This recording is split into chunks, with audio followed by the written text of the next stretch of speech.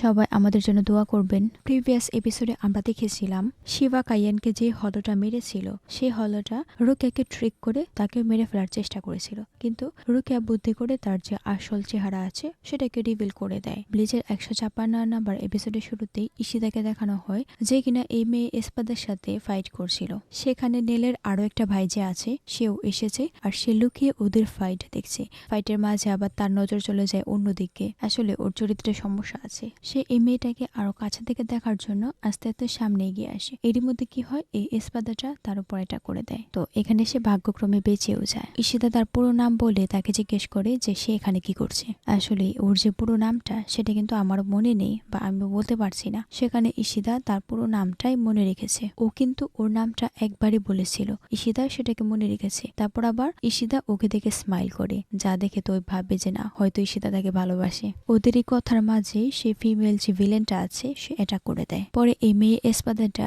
ইশিদাকে জিজ্ঞেস করে এটা কি তার বন্ধু হয় কিনা। এখানে কিন্তু ইশিদা না করছিল যে সে তার বন্ধু হয় না, কারণ ইশিদা চাইছিল না সে তাকে বন্ধু বলে তাকে বিপদে ফেলতে। কাজের কাজ কিছুই হয় না, সে এসপাদাটা তার উপর অ্যাটাক করে দেয়। কোনো উপায় না পেয়ে ওরা দুজন পালাতে শুরু করে, মানে জীবন বাঁচানো ফরজ। দৌড়াতে দৌড়াতে ইশিদা তাকে জিজ্ঞেস করে সে এখানে কি করছে। পরে সে সব বলে যে সে নেলকে খুঁজতে এসেছে আর নেল ইচিকোর পেছনে গেছে, কিন্তু কোনো একটা কারণে সে নেলকে হারিয়ে ফেলেছে। এখন মেইন পয়েন্ট হচ্ছে সে কিন্তু ইচিকোকে তাকে চেনে না। এখানে ইশিদা তাকে মনে করানোর চেষ্টা করে কমলা কালার চুলওয়ালা ছেলেটা হ্যানতেন, তারপর সে চিনতে পারে না। এরই মধ্যে সে এসপাদাটা তাদের উপর আবারও অ্যাটাক করে দেয়। তখনই আবার নেলের ভাই সামনে চলে আসে আর বলে এখন সবকিছু আমার উপর ছেড়ে দাও, আমার কাছে স্পেশাল অ্যাবিলিটি আছে। এখানে কিন্তু তার হাত একদম সে করছিল, সে ভয় পাচ্ছে, তারপরও নিজেকে হিরো প্রমাণ করতে রিস্ক নিতে চাইছে আর কি। ইশিদা তাকে বোঝানোর চেষ্টা করে এই সবকিছু তার জন্য না, এখানে তার বিপদ হবে। নেলের ভাই আবারও বলে তার কাছে স্পেশাল লিকুইড আছে যেটার মাধ্যমে সে সবকিছুকে একদম পিছলা করে দিতে পারে, মানে কুচবিয়ার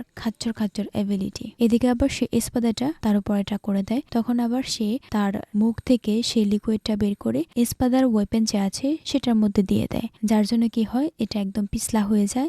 এটাকে তার কোনো ক্ষতি হয় না। এখানে আবার কি হয়, নেলের ভাইয়ের যে চরিত্র সেটা কিন্তু রিভিল হয়ে যায় যে না সে এসপাদার উপর উকি ঝুঁকি মারছিল, যার জন্য রাগ হয়ে সে এসপাদাটা আবারও তার উপর অ্যাটাক করে। এইবার ইশিদা তাকে বাঁচিয়ে নেয়। যেহেতু ইশিদা তাকে একবার বাঁচিয়েছে তাই এখন তার পালা। তাই সে কি করে, তার সে লিকুইডটা আবারও ওখানে থাকা সবগুলো পিলারে সমানভাবে ছড়িয়ে দেয়। পরে যখন সে এসপাদাটা সেই পিলারের উপর ল্যান্ড করতে নেয় তখন সে পা পিছলে মাটিতে পড়ে যায়। এসপাদার এরকম অবস্থা দেখে সে হাসতে শুরু করে যে তার অ্যাটাকের জন্য তার এই অবস্থা হয়েছে। এরই মধ্যে কি হয়, এসপাদারটা রাগ হয়ে তার জানপাক্তকে রিলিজ করে দেয়, যার জন্য সেখানে অনেক স্পিরিচুয়াল প্রেশারও রিলিজ হয়। সবকিছু শান্ত হওয়ার পর আমরা দেখি এই এসপাদাটা ট্রান্সফর্ম হয়ে গেছে, আর তার এই ট্রান্সফরমেশনে শুধুমাত্র জানপাক্ত দিয়ে দুইটা উইংসই তৈরি হয়েছে। সো বুঝতে পারছেন তার এই উইংস গুলো কত বেশি পাওয়ারফুল। এখানে সে ওদেরকে তার এই পাওয়ারফুল উইংস এর নমুনা দেখায়। তারপর আবার সে ওদেরকে বলে এখন সে কাকে আগে কাটবে। পরে সে ওদের উপর অ্যাটাক করে দেয়। তো জীবন বাঁচাতে ওরা আবারও দৌড়াতে শুরু করে।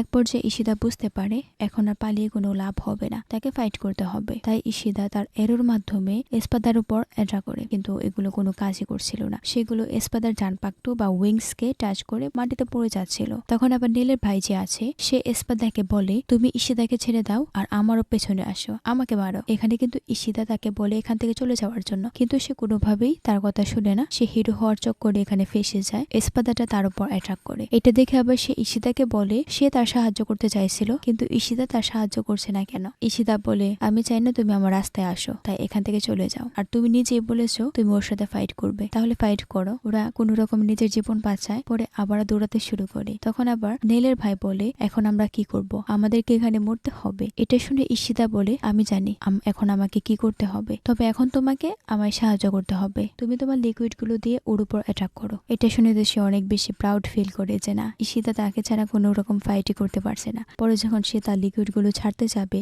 তখনই সে বুঝতে পারে যে তার এই লিকুইড গুলো শেষ হয়ে গেছে, সে এখন চাইলে আর এটাকে ছাড়তে পারবে না। তো নীলের ভাই ওখান থেকে পালিয়ে যাওয়ার চেষ্টা করে, তখনই আবার সে তার লিকুইডে পা পিছলে পড়ে যায়, যা দেখে তো ইশিদা প্রচন্ড বিরক্ত।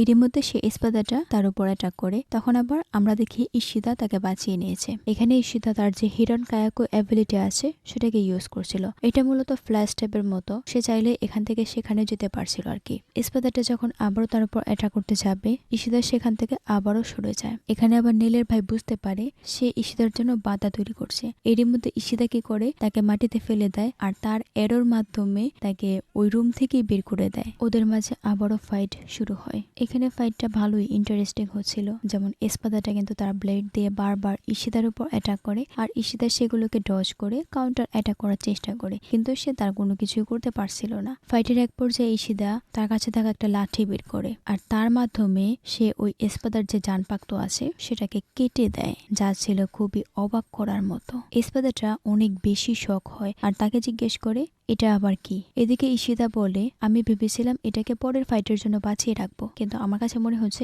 এটা সম্পূর্ণ একটা বোকামি। তাহলে চলো আমরা আবারও আমাদের ফাইট শুরু করি। তো এই ইন্টারেস্টিং এন্ডিং দেখিয়ে এই এপিসোড এখানেই শেষ হয়। তারপর কি হবে আর ইশিদার হাতে থাকা এই লাঠিটা আসলে কি, এর মাধ্যমে কি সে পারবে তাকে হারাতে? জানতে হলে অবশ্যই পরের এপিসোড পর্যন্ত অপেক্ষা করুন। দেখা হবে অন্য কোনো ভিডিওতে।